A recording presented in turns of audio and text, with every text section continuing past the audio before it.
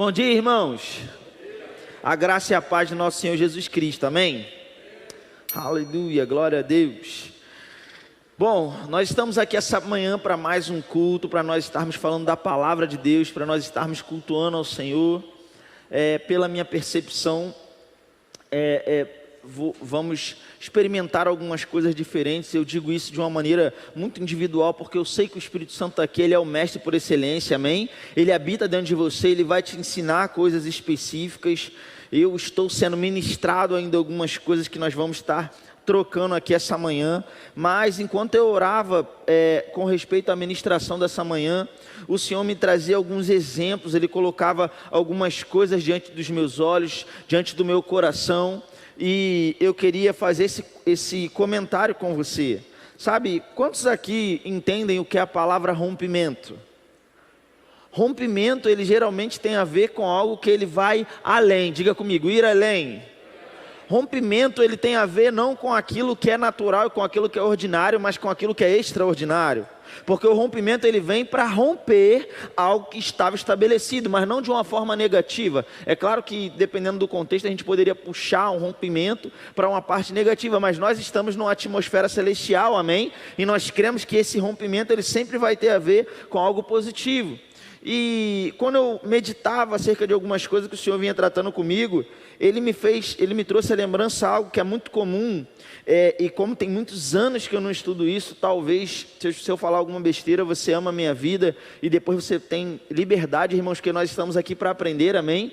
Ninguém é dono da verdade, ninguém sabe de tudo, mas há um tempo atrás, quando eu dava aula de artes marciais, e lidava mais com a questão da fisiologia do corpo humano, de algumas coisas desse sentido, do esporte em si, existia algo, eu creio que isso se mudou, não deve ter mudado tanta coisa assim, mas chamado limiar de lactato. Só para eu entender, quantos aqui já ouviram falar sobre isso? Limiar de lactato, pouquíssimas pessoas. Então, deixa eu te explicar, você não vai ter uma aula de fisiologia, não, fica tranquilo.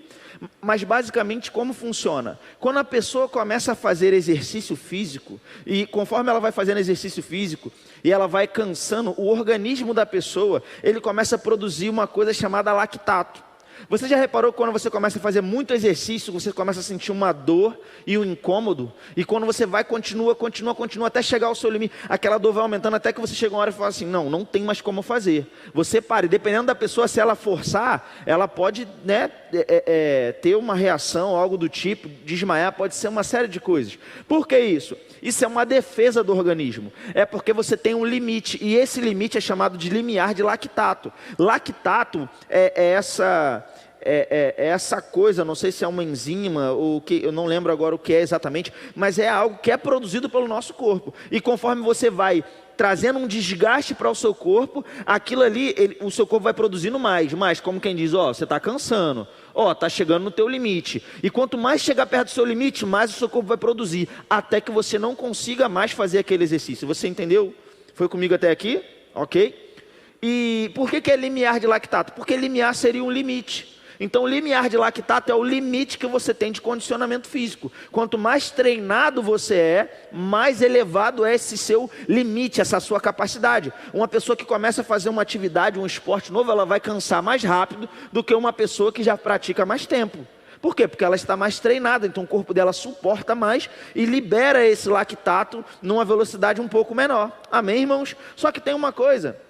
Quando a gente quer crescer na vida, quando a gente quer crescer em qualquer área, e aqui eu estou pegando um exemplo do esporte, se uma pessoa quer se tornar um atleta, ela quer dominar alguma coisa, quer melhorar o seu condicionamento físico, o que ela tem que fazer?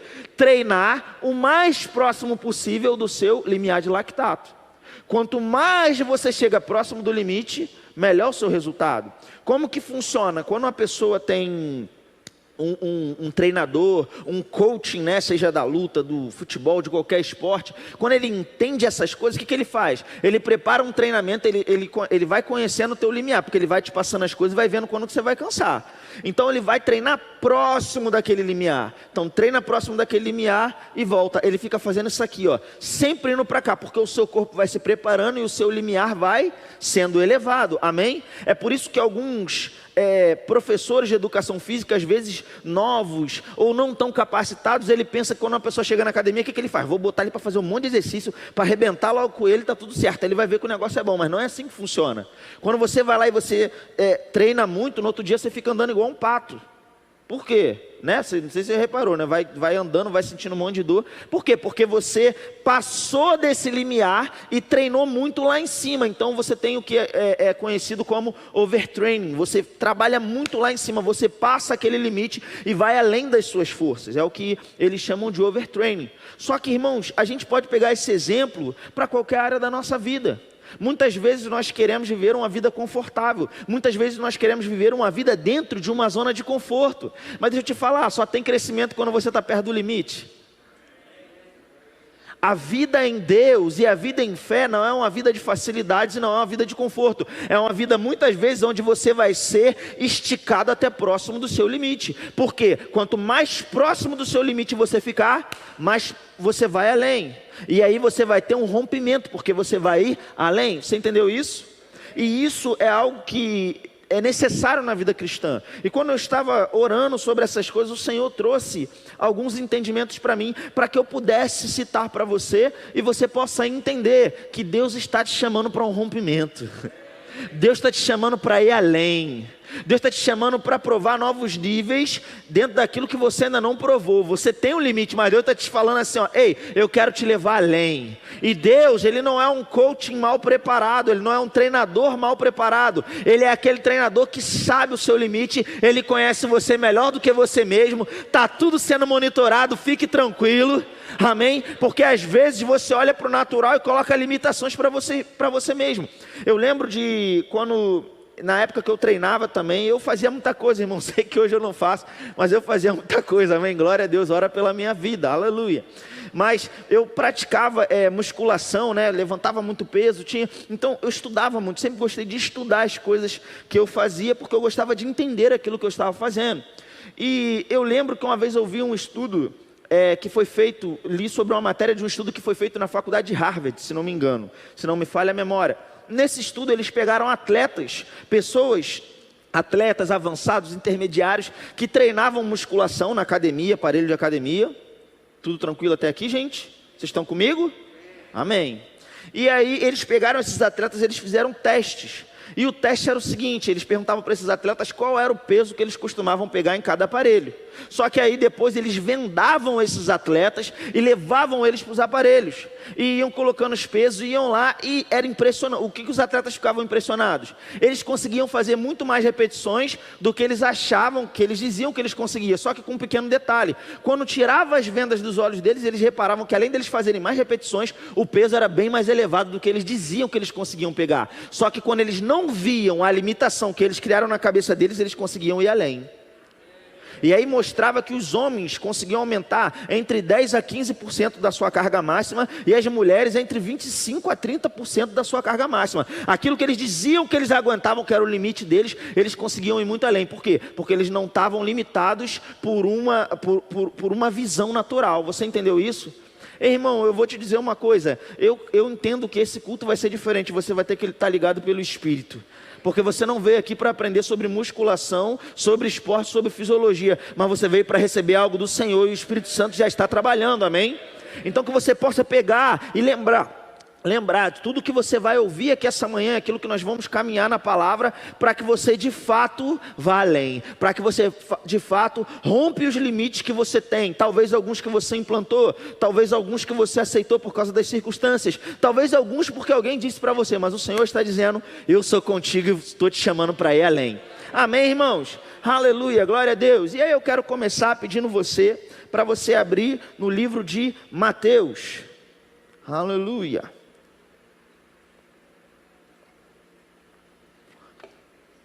Bruno, e por que eu tenho que ir além? Por que eu tenho que romper os meus limites? Porque, irmão, por um motivo muito simples, você tem um propósito.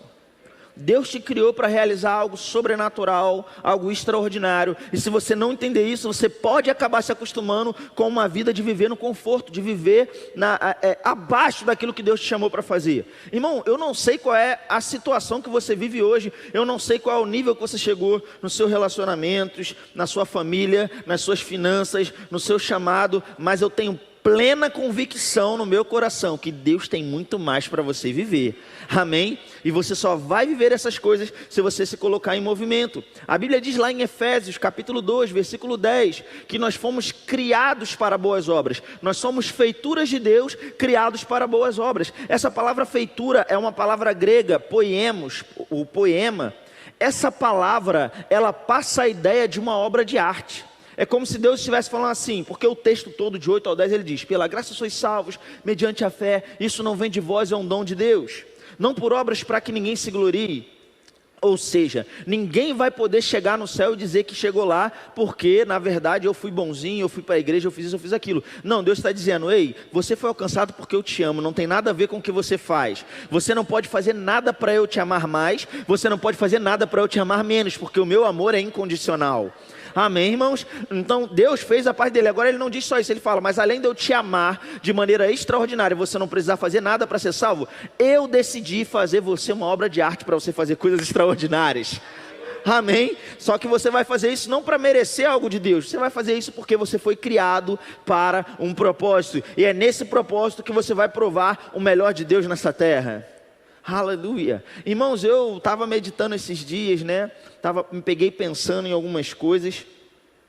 E na realidade, enquanto eu pensava nessas coisas, eu comecei a lembrar, eu tenho um pouco isso, né? Comecei a rabiscar algumas coisas e perceber da onde eu saí e aonde eu estou. E eu fiquei muito feliz, eu fiquei alegre demais. Mas o Senhor logo me trouxe a lembrança, o outro dia, quando a gente estava indo para um determinado lugar. E Deus disse para mim: filho, você está feliz com tudo isso que você está vivendo? Eu falei: Senhor, é extraordinário e tal. Ele falou: pois não se acostume, porque é só mais um degrau.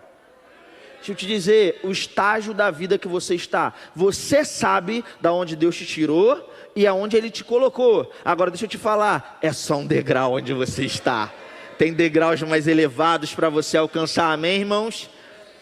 Me peguei, eu estou fazendo isso, estou fazendo aquilo outro, meu Deus do céu. E o Senhor falou: filho, você vai viver no limite mesmo. É assim que funciona. Você não foi chamado para ser ocioso, você não foi chamado. Às vezes as pessoas reclamam, né? Porque eu não tenho tempo para nada. Irmão, glória a Deus, você é alguém ativo, você trabalha, o DNA do reino está dentro de você, amém? E se você tem tudo o que você tem para fazer, cabe a você ter sabedoria e peça de Deus, para que você possa administrar todas as coisas e alcançar o que Deus tem para você, amém, irmãos? Aleluia, glória a Deus. Você abriu no livro de Mateus? Antes de você abrir no livro de Mateus, eu quero contextualizar algumas coisas. Diga assim comigo: eu sou chamado para um propósito. Glória a Deus, você é obra de arte do Senhor, e você foi chamado para fazer algo extraordinário. Só que quando nós temos algo para fazer, quando nós temos algo extraordinário para fazer, quando nós temos um propósito, irmãos, isso geralmente não acontece assim. Você tropeça e você, pronto, estou lá no meu propósito. Davi não estava andando, tropeçou e sentou no trono, agora eu sou o rei de Israel. Não é assim que funciona, não foi assim na vida de nenhuma das pessoas da Bíblia, pelo menos que eu me lembre nesse momento, amém? Agora, eu queria pegar um exemplo muito específico, que é o exemplo de Jesus, é o nosso maior exemplo, amém? E ele, como nosso maior exemplo, como o verbo encarnado aqui na terra, ele, para cumprir o propósito dele, ele passou por uma série de coisas.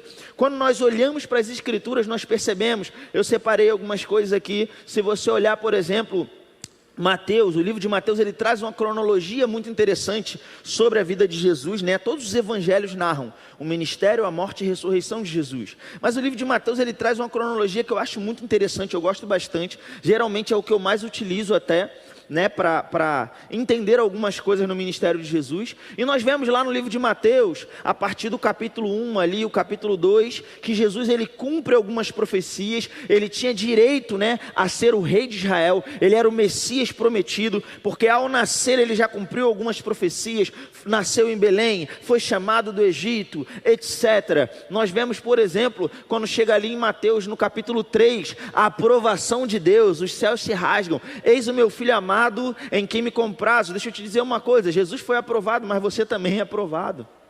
Porque Ele trocou de lugar com você. Se você creu em Cristo, Ele fez propiciação pelos seus pecados. E assim como Jesus, os céus se rasgaram, Deus disse, eis o meu filho amado, em ti me comprazo. Irmão, Jesus não tinha nem iniciado o seu ministério ali ainda. Ele não tinha feito os milagres. Eu sei, é só no filme, mas o filme não é a Bíblia, amém? A Bíblia diz que o primeiro milagre dele, que ele começou o seu ministério, foi ali no casamento, depois do batismo.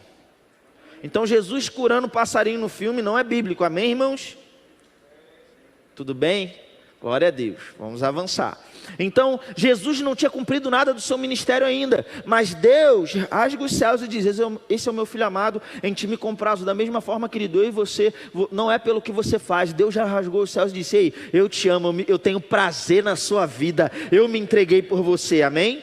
Jesus foi aprovado ali em Mateus capítulo 3. Em Mateus capítulo 4 nós vemos ali o direito moral de Jesus ao trono, a ser o rei de Israel. Porque ele foi tentado, mas ele resiste às tentações. Ele vai lá na sinagoga e ele abre as escrituras, ele sabe o que a Bíblia diz a respeito dele, né? Eu sou o que a Bíblia diz que eu sou, eu posso o que a Bíblia diz que eu posso, eu tenho o que a Bíblia diz que eu tenho, amém? Glória a Deus, as matrículas do Rema estão abertas, aleluia. E aí Jesus ali, ele tinha consciência. Nós vemos de Mateus capítulo 5 até o capítulo 7, Jesus já está no seu ministério e continua cumprindo várias profecias, porque a Bíblia vai dizer, para que se cumprisse o que foi dito pelo profeta tal, para que se cumprisse o que foi dito pelo profeta tal. Então Jesus está por A mais B mais C, demonstrando que Ele é aquele que foi prometido, Ele é aquele que foi enviado para cumprir algo para a nação de Israel, aquele que iria reinar, amém, irmãos?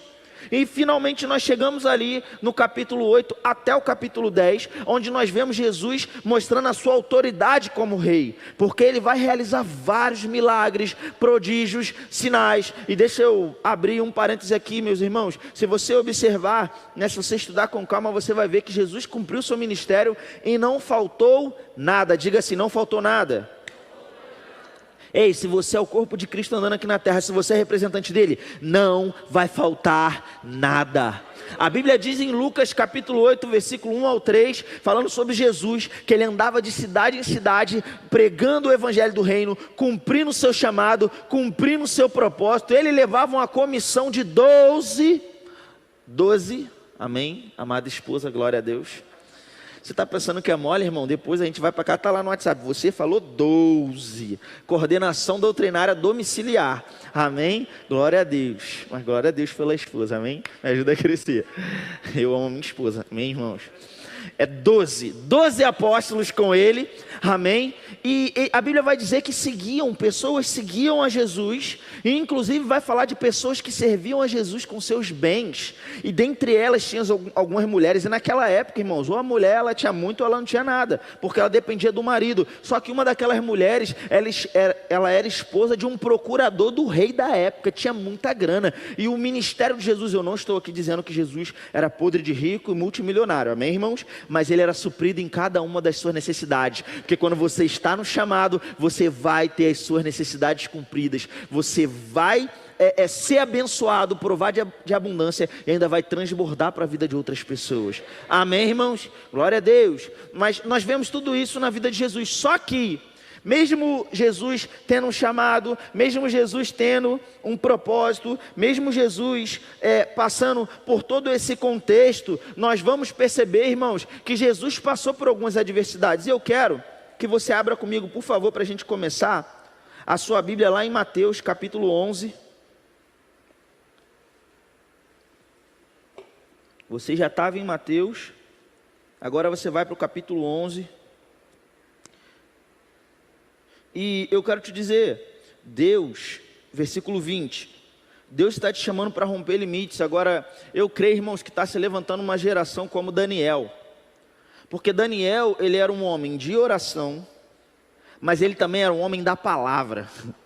Daniel, ele tinha o hábito de estudar a palavra, não é à toa que Daniel capítulo 9 vai dizer que ele estava lendo o livro do profeta Jeremias, ele identificou promessas que eram relacionadas a ele e ao povo dele, e ele toma posse daquelas promessas. Então Daniel era um homem de oração, mas Daniel também era um homem da palavra. Eu creio que Deus está levantando uma geração, que não é uma geração que vai para o culto esperando apenas cadeira voar, mas uma geração que tem amor às escrituras, que tem zelo pelas escrituras. Irmãos, chega de um tempo das pessoas se moverem por vento de doutrina, é é um tempo da gente saber, eu sei o que a Bíblia diz, eu sei o que fala comigo. Irmão, você não precisa compreender a Bíblia toda, mas se você tiver fundamentos, repita comigo, fundamentos.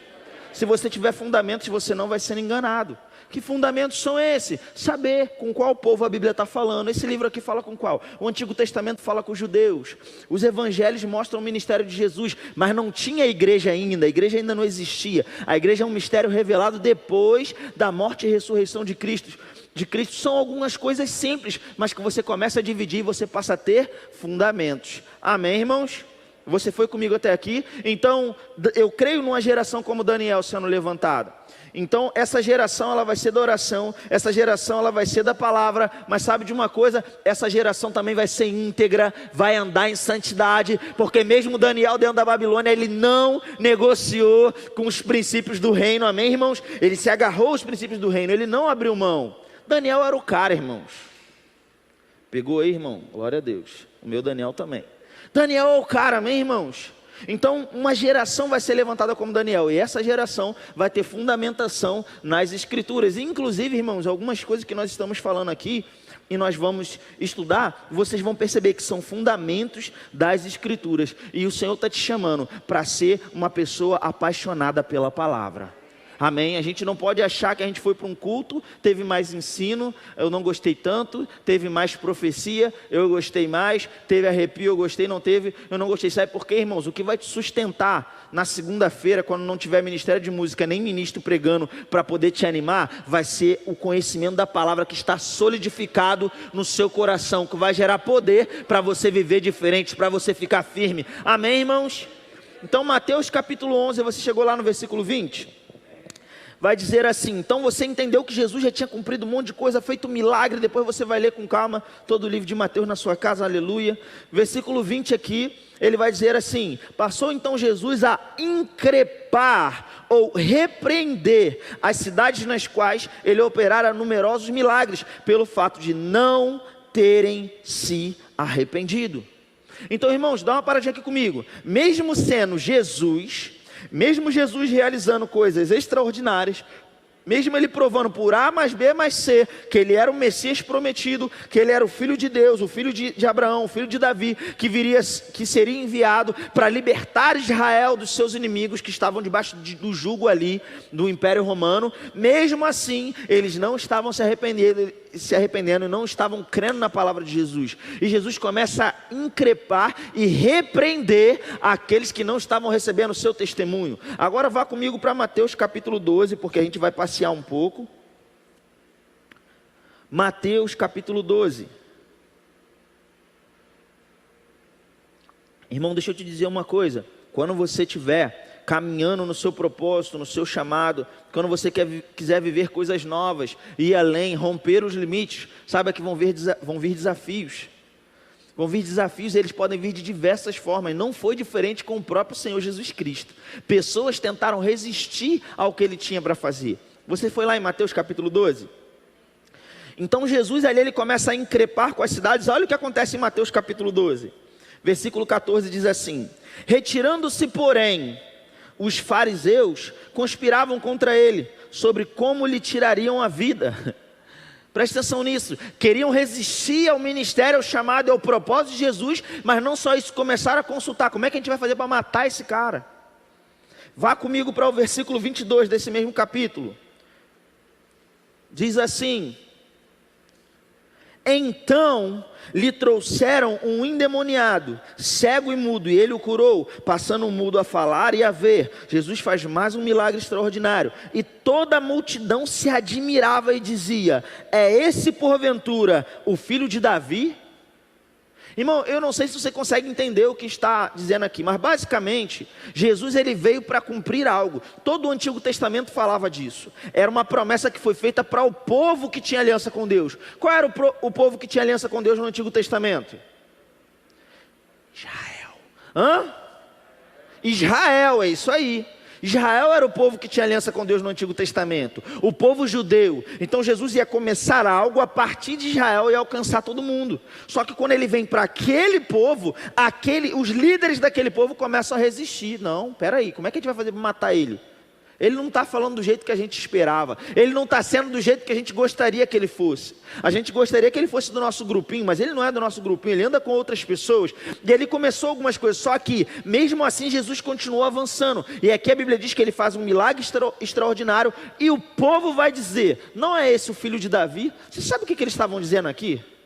Filho de Davi era aquele que era o prometido, aquele que ia cumprir as promessas, aquele que seria o rei de Israel. O povo estava vendo o que Jesus estava falando, estava fazendo, e eles começam a dizer, eu acho que ele é o Messias. Irmão, deixa eu te dizer uma coisa, na sua caminhada pessoas vão reconhecer o que está sobre a sua vida. E você precisa aprender a não abrir mão do que Deus falou ao seu respeito, por causa do que A, B ou C talvez esteja falando ao contrário. Se Deus falou, irmão, vai acontecer, vai se cumprir, porque Ele é fiel, amém?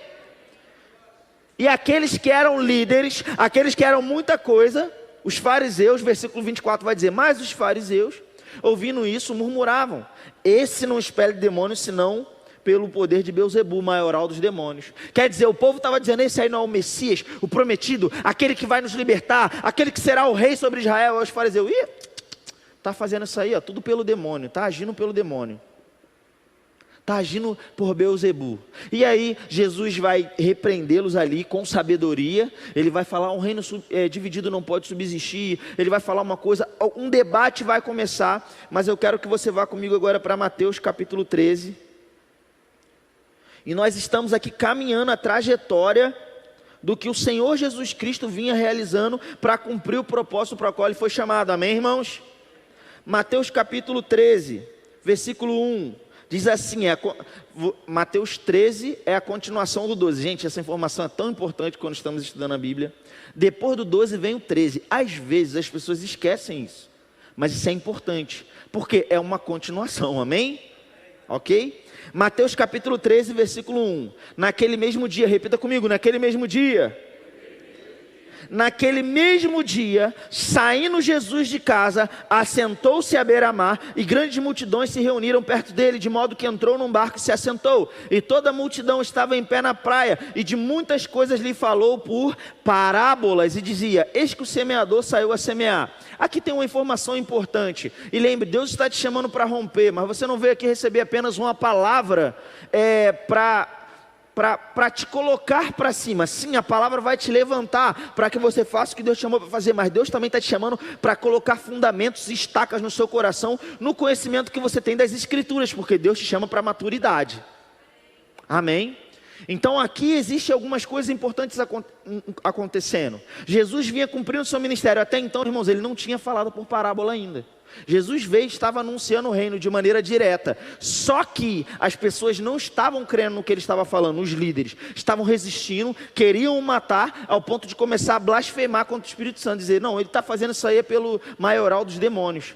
E naquele mesmo dia Jesus começa a falar por parábola. Aí tem gente que fala assim, não, porque a parábola fala, porque as pessoas ali da época entendiam daquele conceito de semeadura e tal, então era para as pessoas entenderem. Não, irmão, não é isso que a Bíblia diz. A gente vai ver agora o que a Bíblia diz aqui, amém? Você está em Mateus capítulo 13, Jesus falou por parábola. Lá no final da parábola, ele vai dizer no versículo 9, quem tem ouvidos para ouvir, ouça.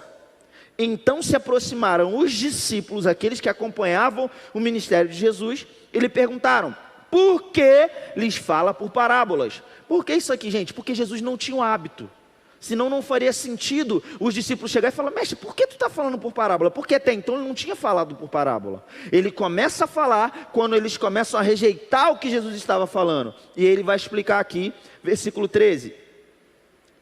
Por isso lhes falo por parábola. Porque vendo não veem, ouvindo não ouvem nem entendem, de sorte que neles se cumpre a profecia de Isaías, ouvireis com os ouvidos e de nenhum modo entendereis, vereis com os olhos e de nenhum modo percebereis, porque o coração desse povo está endurecido, de mau grado ouviram com os ouvidos e fecharam os olhos, para não suceder que vejam com os olhos, ouçam com os ouvidos, entendam com o coração, se convertam e sejam por mim curados. Quem entendeu, dá uma glória a Deus aí, para não fazer muito silêncio. Ele não falou parábola para as pessoas entenderem. Ele falou parábola para elas não entenderem. Isso é fundamento bíblico.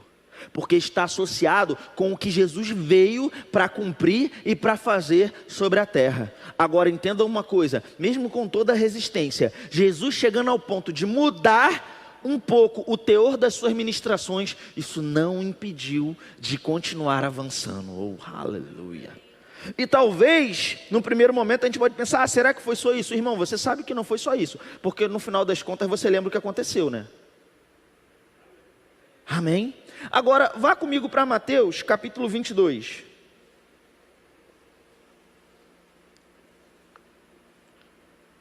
Aleluia. Mateus, capítulo 22. A partir do versículo 15. Mateus 22, 15. Você chegou lá? Diz assim: então, retirando-se os fariseus, consultaram entre si como surpreenderiam em alguma palavra, e enviaram-lhe discípulos dos fariseus, juntamente com os herodianos, repita comigo, herodianos, para dizer-lhe, gente, quem são os herodianos? Só para te contextualizar, muitas pessoas não sabem, porque não tem nenhum versículo na Bíblia explicando quem são os herodianos, amém? Isso também tem a ver com fundamentação bíblica, você entender contexto histórico, contexto cultural, amém? Tem gente que fala assim, eu não gosto muito disso. Tem gente que fala assim, mas isso aí é difícil. Não, irmão, nunca vai ser fácil, nunca vai ser simples para você enquanto você não começar a caminhar. Deus está te chamando para você ser um inconformado, para você pegar as escrituras, para você mergulhar nas escrituras, amém? Tem um tempo que você começa a caminhar, e se você talvez é novo convertido, está tudo bem.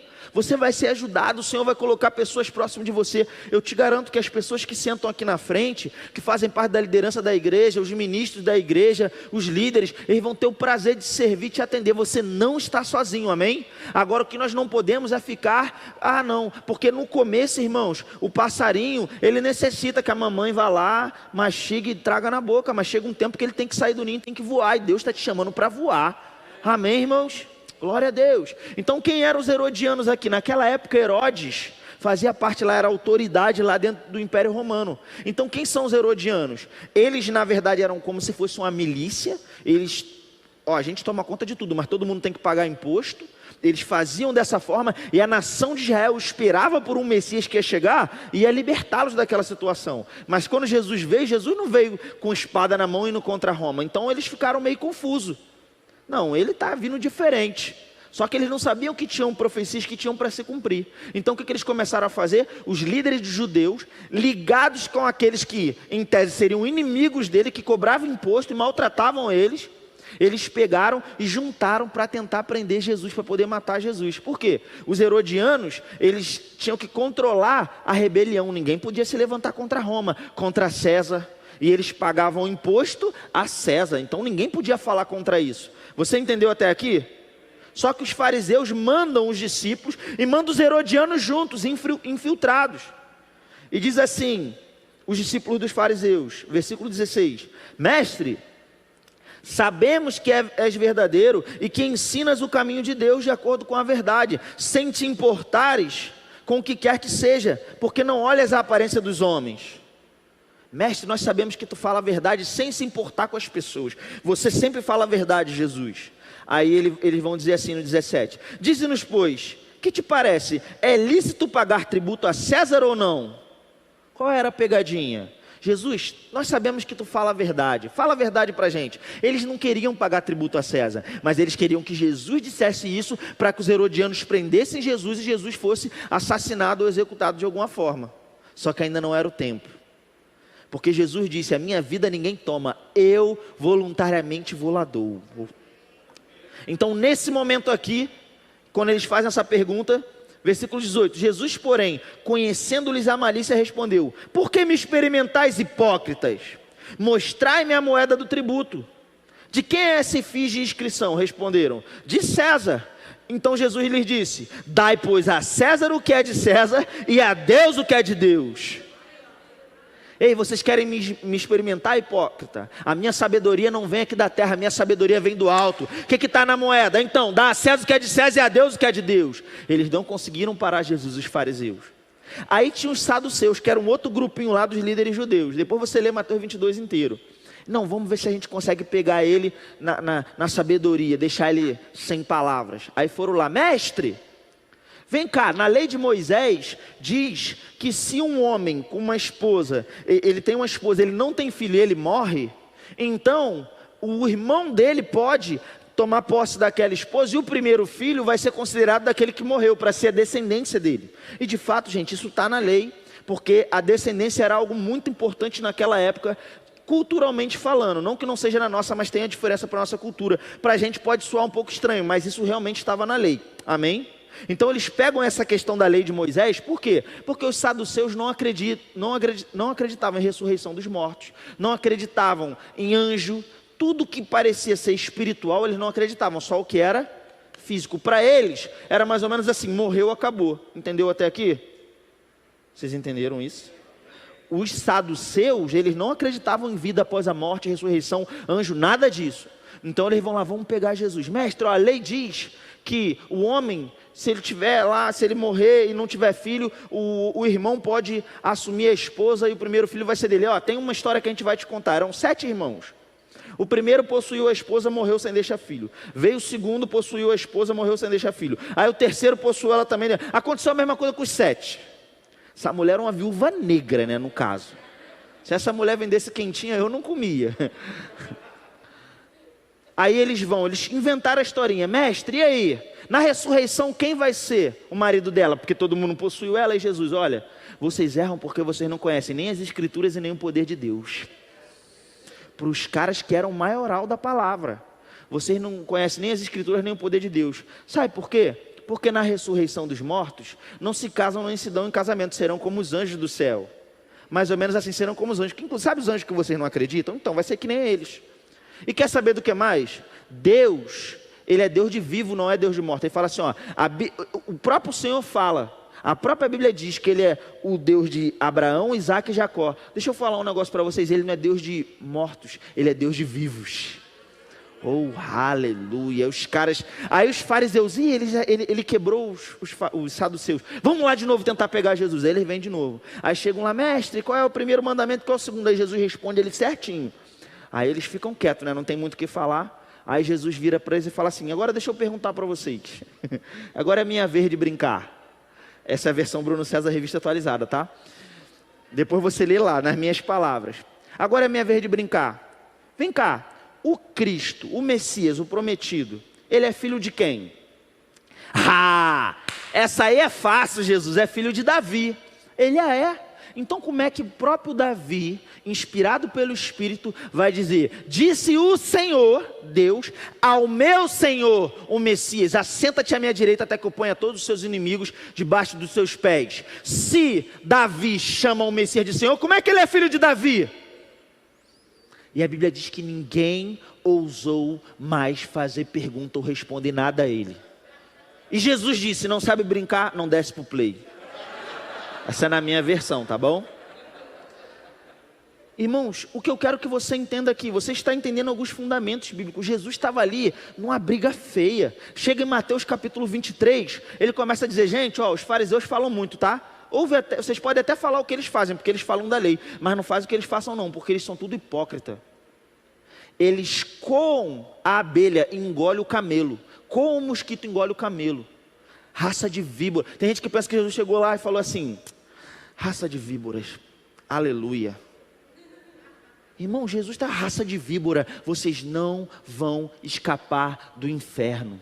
Tem todo um contexto dentro do que Jesus estava falando. Agora eu quero que vocês peguem uma figura aqui, porque você está aprendendo fundamentos, mas eu tenho certeza que o Espírito Santo está construindo algo dentro de você, que você vai praticar na sua vida. Pessoas vão tentar te parar, pessoas podem tentar até falar mal de você. Deixa eu te dizer uma coisa, tem gente que vai ser chamado para fazer coisas que ninguém nunca fez.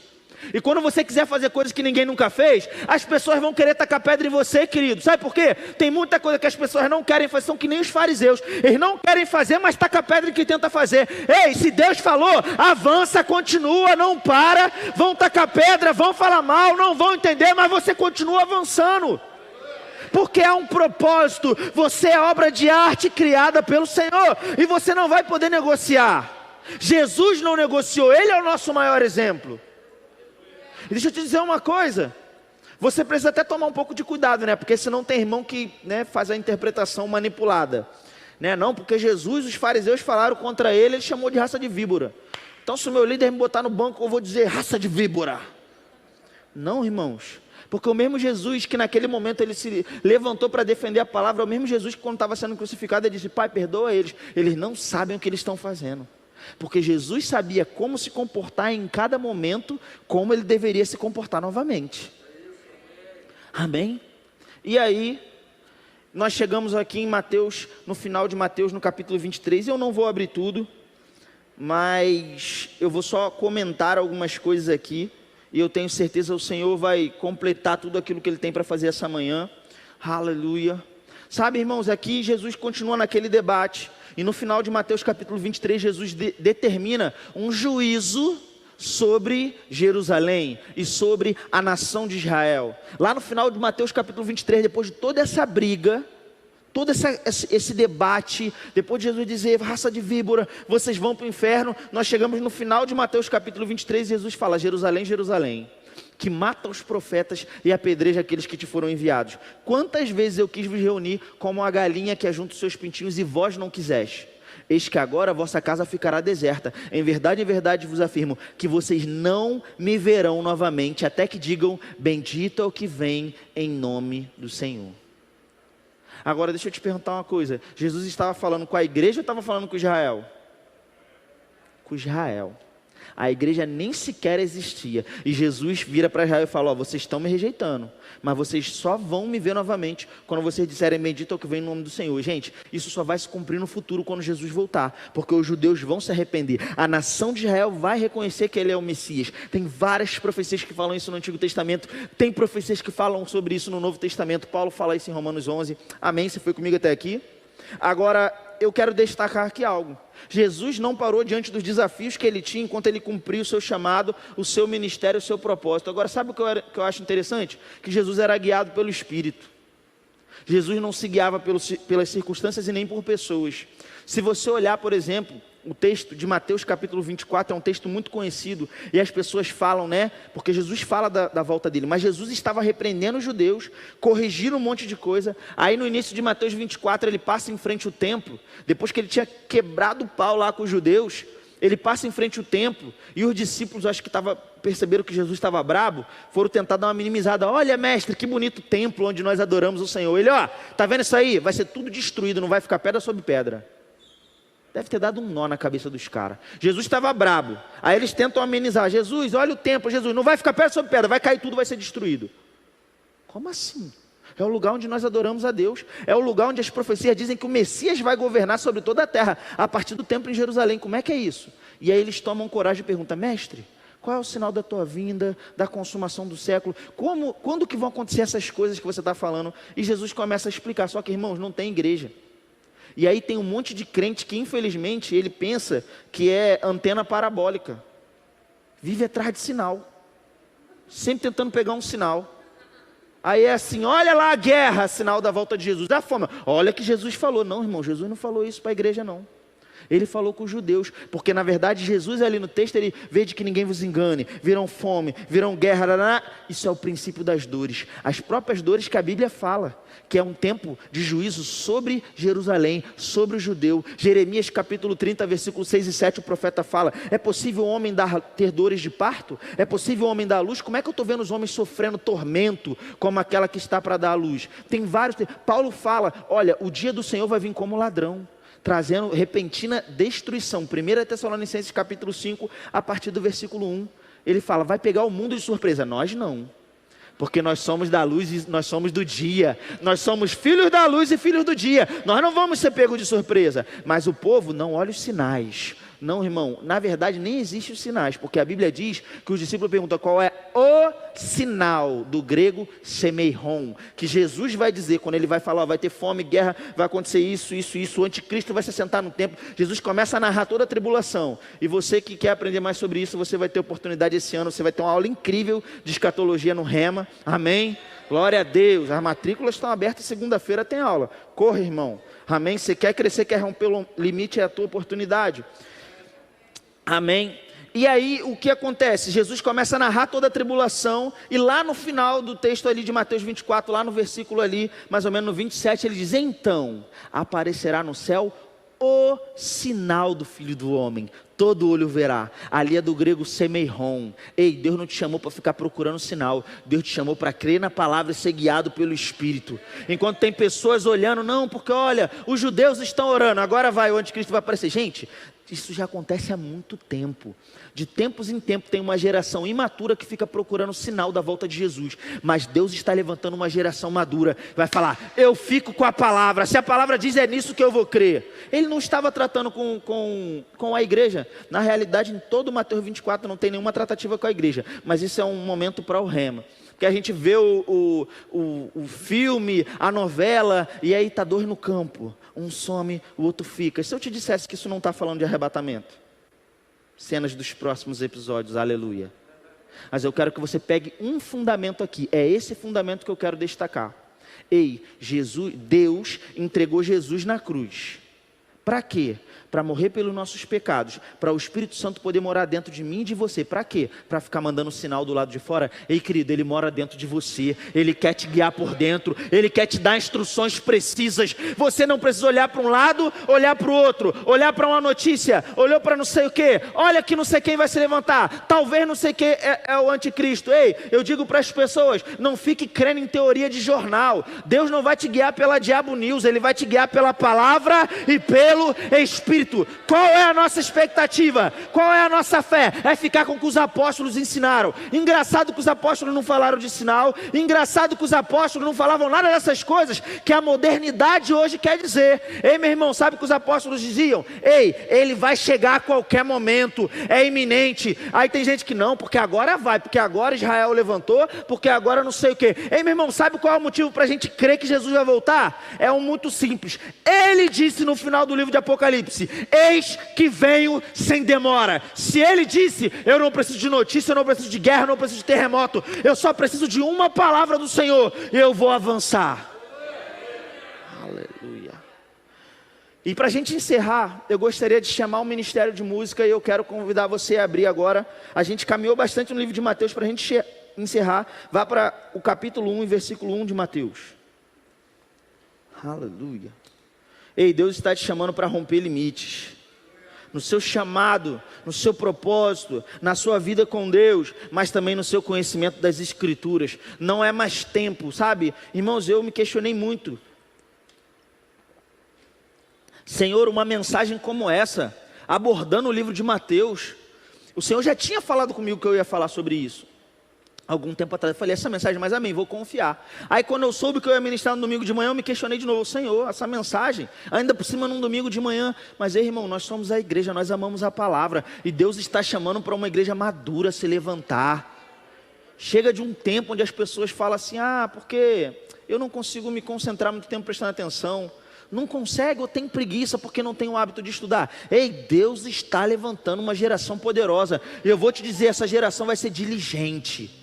Vai ser diligente, porque tem pessoas no mundo prosperando e avançando no seu propósito. Às vezes não tem nem Deus, mas entendeu o seu propósito. Eu fico vendo pessoas que fazem coisas incríveis, mas tu vai ver, a pessoa não tem Deus, a pessoa xinga o tempo inteiro, fala um monte de besteira, mas ela parece que mesmo no mundo ela entendeu o propósito e ela avança, mas ela não fica dando desculpa, ela é disciplinada. Se tiver que acordar mais cedo para fazer alguma coisa, ela vai acordar mais cedo. Se tiver que fazer, irmão, chegou a hora da igreja se levantar e entender que Deus já fez a parte dele, mas tem uma parte minha, eu vou ser diligente em fazer a minha parte.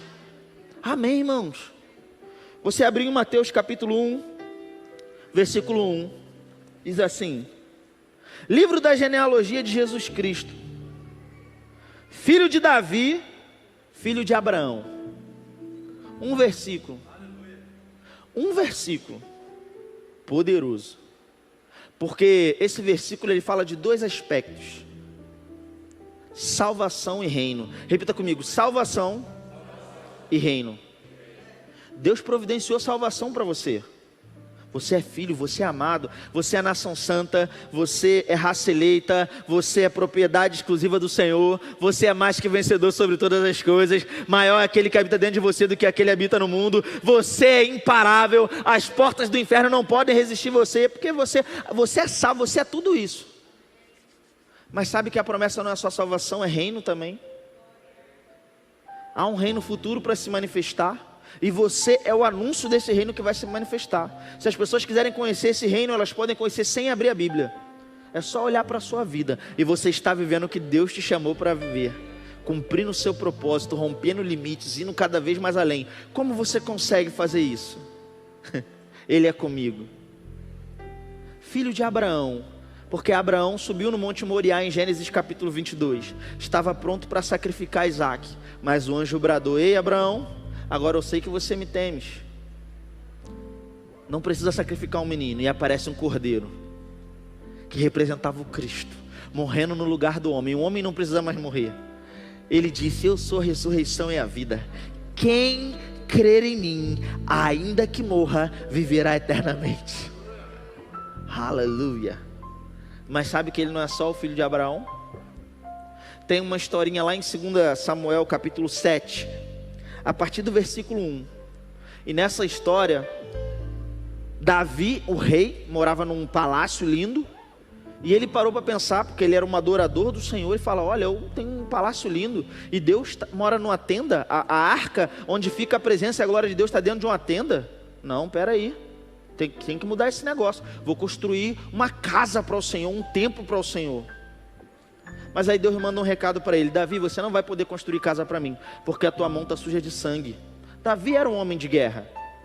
E aí Davi vai dizer, e aí o Senhor vai dizer para Davi: ei, você vai cumprir os seus dias, mas é o seu descendente que vai construir uma casa para mim, e eu vou estabelecer o reino dele para sempre. Pergunta de final de ministração: quem é o filho de Davi que construiu casa para o Senhor? Não ouvi nada que você falou. Quem é, gente, o filho de Davi que construiu casa para o Senhor? Jesus. Vocês são fera. Alguns vão dizer que é Salomão, né? Mas o reino de Salomão não foi estabelecido para sempre. Ele é aquele que estabeleceu casa para o Senhor. E sabe que casa é essa? Somos eu e você. Porque Deus não mora em templos feitos por mãos humanas. Ele mandou Jesus. Jesus morreu, mas a morte não pôde o deter. Ele ressuscitou e estabeleceu um tempo novo. Quando ele chegou ao Hades, qual é a condenação? Não tem. Não tinha pecado. Justo. Só que foi pendurado na cruz, foi feito maldito porque foi colocado na cruz, porque a palavra dizia: maldito todo aquele que for pendurado no madeiro. Então o Supremo Tribunal entrou. Deus falou: Satanás, é o seguinte, você cobrou uma conta indevida, você implantou a morte em alguém que você não podia, porque ele era justo, porque ele era inocente. O sangue dele clamava coisas superiores ao que clamava o sangue de Abel. Já que você levou um que você não deveria, é o seguinte: eu vou exigir uma indenização. Todo aquele que crê no meu filho vai ser comprado de volta. O inferno não vai mais ter poder sobre eles. Eles têm uma garantia, vida eterna em mim. Por isso que ele disse: eu sou o caminho, a verdade e a vida. Ninguém vem ao Pai a não ser por mim. Agora tem uma coisa: o que Jesus veio para cumprir ainda não se completou. Se completou uma parte. Ele disse na cruz: está consumado. E de fato, no reino do Espírito, dentro de alguns aspectos, está tudo pronto, está tudo consumado. Jesus não vai morrer de novo.